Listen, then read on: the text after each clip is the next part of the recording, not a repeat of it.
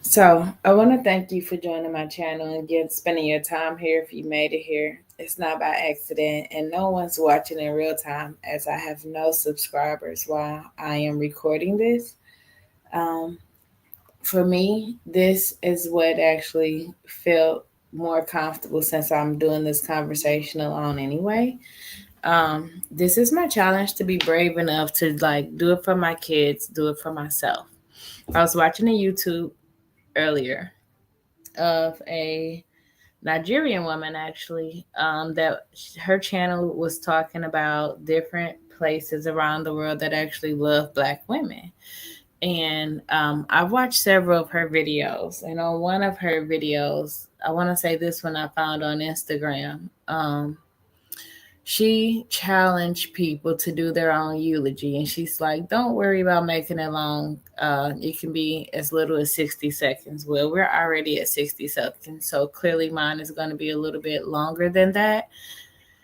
So for those that lend me your ear, bear with me. And I hope you enjoy this channel, this vlog, as I try to show up for myself every day. I'm not going to edit, I'm just going to do live so that I can get it done and I'll get better and I'll build my confidence back up.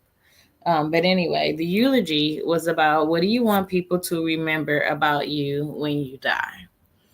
Because the time is going to come, and this is a trigger warning, and this is not to make anybody feel sad or anything of that nature, but this is just the truth of the matter is that we're all going to die someday. And for some of us, it may be sooner than others. And nothing makes you think of that like going to the doctor and finding out some unideal news. And with that being said, I do want to encourage people that may hear this and they may be listening to go to the doctor, go get checked out. Because for me, I went to the doctor last month, which would be November of 2025, to find out my blood work looks as if I have some of the characteristics of lupus since July.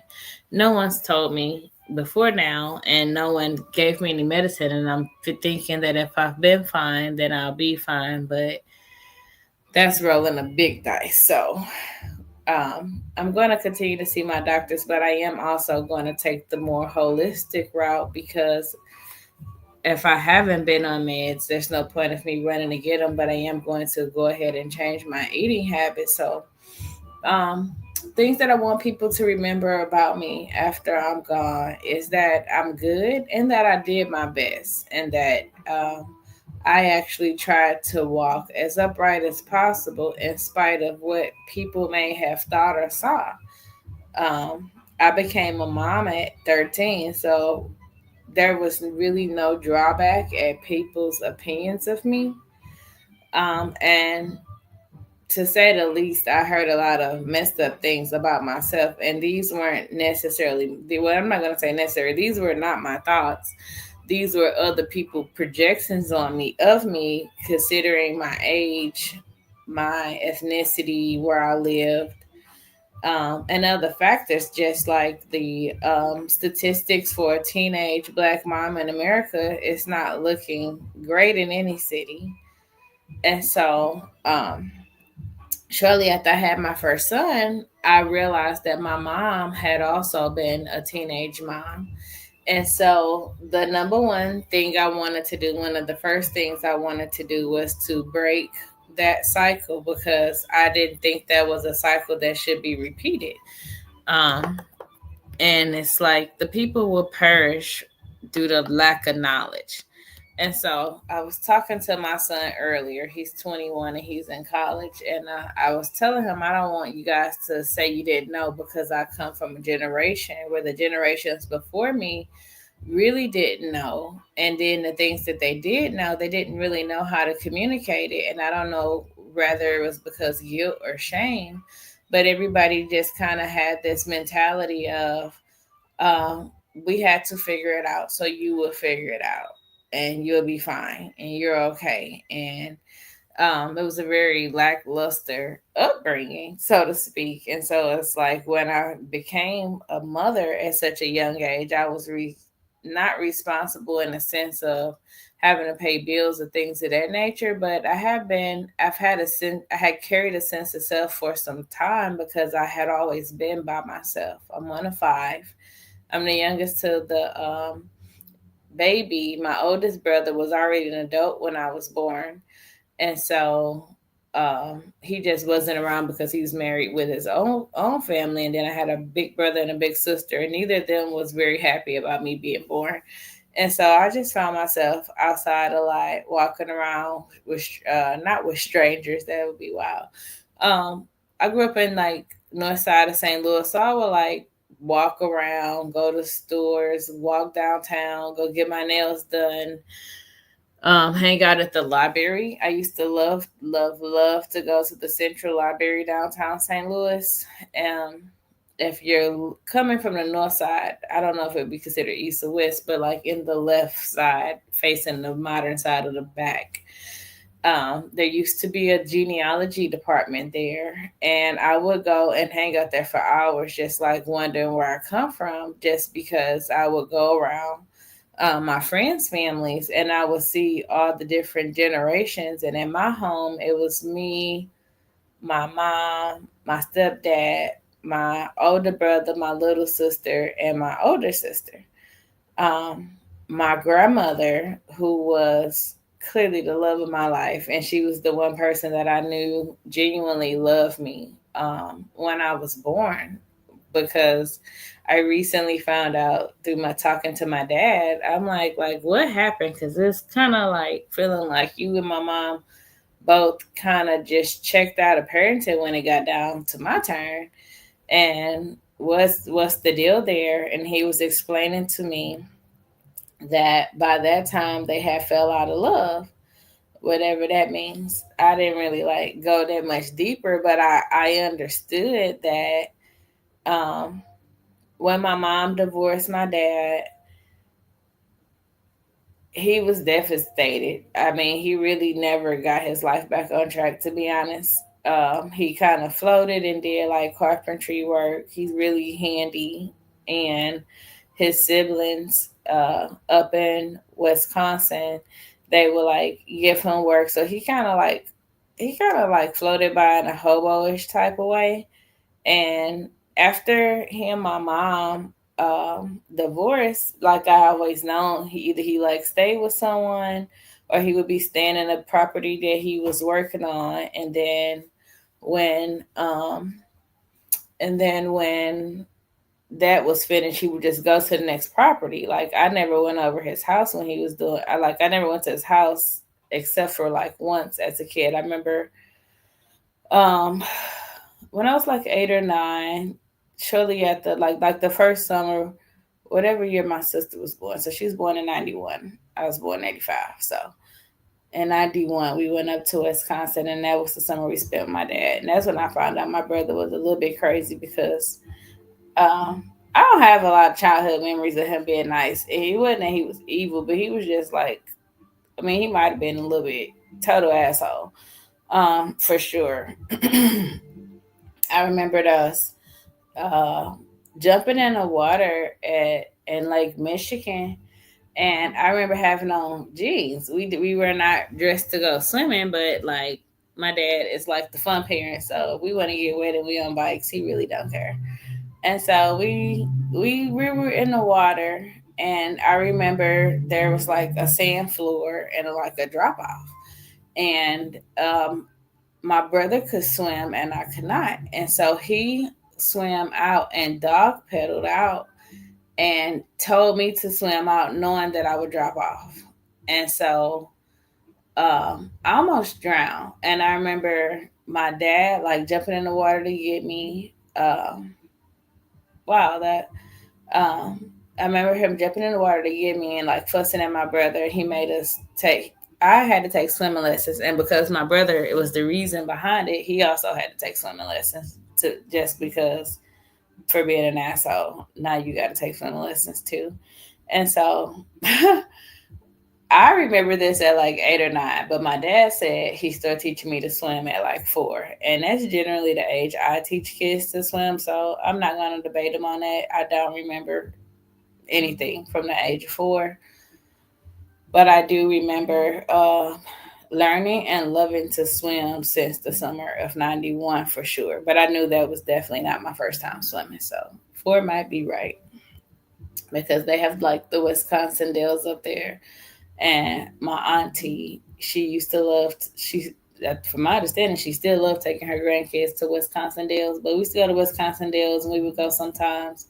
She would go to the Capri Sun factory that used to be across from where the Packers were practicing. So I remember seeing like the Packers practice as kids, and having that experience. Like I didn't really understand, get, or care about football, but like it was cool because I could tell it was like, I knew it was a thing, but outside of that, that's not like I cared. But that is a really awesome memory to have, to watch the Packers practice, especially in like the summer. The summer times in Wisconsin are like really beautiful. I remember my uncle having a boat with like an apartment at the bottom. So I've clearly never been a rowboat girl. I've always like, it was, I wouldn't call it a houseboat because they didn't live there, but I like boats that have rooms and bathrooms and kitchens. Since I was a little girl, because it's like you found out today you dream to the level you've been exposed to, and like being exposed to that as my first boat. Of course, I want every boat to have a couch, a bedroom, a living room. Well, not a living room, but like a bathroom at minimum and a kitchen. Like, I like what I like because that's what I was exposed to, and it was amazing. Like, absolutely. I can see myself. Um, I can see myself sailing in like Croatia, not in the wintertime, but like in the summertime. Like my favorite thing in the world to do is to go yachting in Dubai. I was recently asked this question and I told them what they asked the last time, and I said Tulum, but I think it was actually Puerto Vallarta. Um, I love yachting. Like they're like, it's something about the between love, my love for water and the exploring me that's like put me on a boat. And I don't like want to go cruising now because I want to still be able to see land, and I don't want to be on a boat with that many people. Um, I've become a lot bit of a germaphobe over the years, and between like that many people breathing on me, the lines, the waiting, um, almost everything that goes along with everything I know about ships and cruise ships. I have no desire to be on one, to say the least. I used to tell people, um, between Amistad and Titanic, why would I? but then, but then, like social media started targeting me, and I started getting a ad for like these Ritz Carlton cruise ships, and I'm just like, I know you playing. Okay, maybe. How many people, And I'm sure it's like it's definitely larger than a yacht, but I mean, I would be willing to give that a shot. Like people think you have to die to experience heaven on earth. Baby, just go to Dubai. I went once and had to go back again just to make sure I wasn't tripping. I tell people that's my happy place, and I look forward to taking you guys there. We do a holiday in Dubai, or maybe I have some sort of investment property there one day. Because I can honestly say I love that place. I feel safe. I can eat all the food. You can actually have drinks if you want to, and I don't ever have the intention to get drunk or drink until anything. Like now, I'm just needing a little something to pair with my food. I may enjoy a cocktail here and there for the evening, but like one of the things that I want you guys to know is like don't get drunk, because I want you to be responsible, and I want you to be in full control of yourself. Um, One of the things that maybe shaped my trust issues that I've never talked about is I think I was like 18 or 19, and uh, I had I had fell while I was skating, and I decided that I was going to drink to ease the pain. And long story short, later that night, I got raped by somebody I trusted. And so from that moment on, I have um, always controlled the amount of alcohol I take in around people. And I don't drink to get drunk because I just have no inkling to not want to be in full control of my own life. Like, that's not a desire of mine. And not judging anybody that does. Um, to be in control of you is a cool thing because, in spite if you ever drive a ship or a rocket ship, to be in control of your ship is a major flex. And it's one that I think that everybody should look and seek to aspire because why would you want someone to have control over you? Like, I don't desire to have control over anybody, and I most certainly do not desire to have anybody to have control over me. I've never been like one of those people that's like looking or just waiting for the God to come and save and rescue me. And it doesn't mean that I don't want a loving, reliable partner. It just means that I've learned to live for myself and to make sure that you, as my children, are safe and all right. Um, and so I look to be the things that I wanted in life because I feel like if I am what I desire, then what I desire will find me. Like, if I can provide for myself, um, that just sets the standard. I don't really know any other way to say it. I would love to say something else profound, but I found myself in situations dating backwards because of the amount of energy and ambition that I have within me. Some people are intimidated by it, or some people think I want to be a man. And I'm like, why in the heck would I want to be a man when God made me a whole creator? Like, I bring life into the world. I have no desire to be a dude or want a woman. Like, no, um, I just know I learned to take care of self because self and God was all I had for the longest. And so, one of the things that I want you guys to know about me is that I've never not had God in my life, thanks to my granny, and I want to make sure that you guys have God as the head and co-creator of your life because it really is true that with God you can do anything. Like, as a 13-year-old mom, originally from Illinois and growing up in St. Louis City, I was told I was anything but a child of God when I had my first baby. And after I had my second, well, Lord knows the way people wrote me off. It was almost as if life itself wrote me off because right before I had um, number two, I was diagnosed with lupus then, which, and this is why I say misdiagnosed in a lot of situations because I heard one of my doctors say I never saw a black woman look like this, and so I was like fuchsia pink, and it was like my skin, my muscle underneath my skin would be like itching, and so I would be like scratching and having to go to the doctor and get shot up with Benadryl IV. They would like shoot the Benadryl in my veins, and that would like calm my body down. That's the only thing that works, and that's all I need. But I hadn't had a flare up in over 20 years, and after I had number two, every single symptom went away.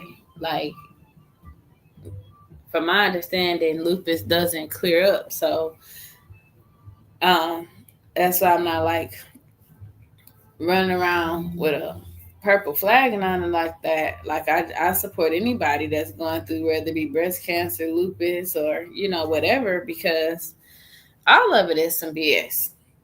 Honestly, like nobody wants to deal with that, and for me to go through this alone is it's a different type of journey, and so that's why I'm here putting my emotions and my feelings and my hopes and wishes and dreams out because it's like I knew I saw what I could do with God the first time, and I'm not gonna count him out the second time.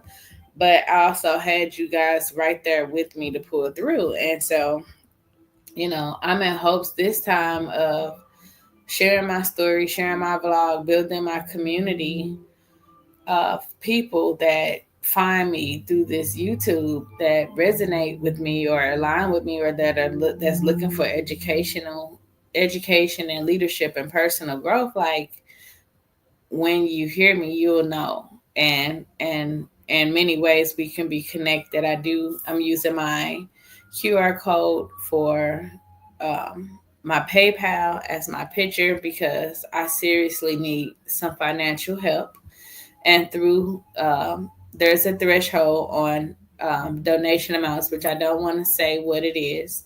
But once it's over a threshold, there is invites to private community that I've already scaled out that allows me to help those that are willing to invest in me.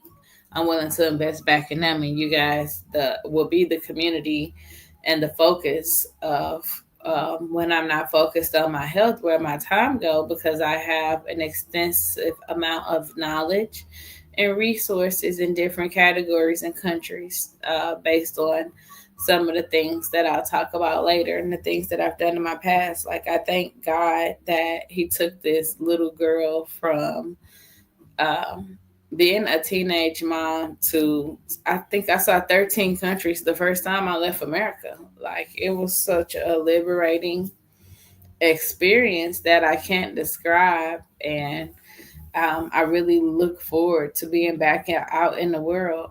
Um, the first time, I guess that's what this video will be about, huh? So the first time I left America, you know, hmm,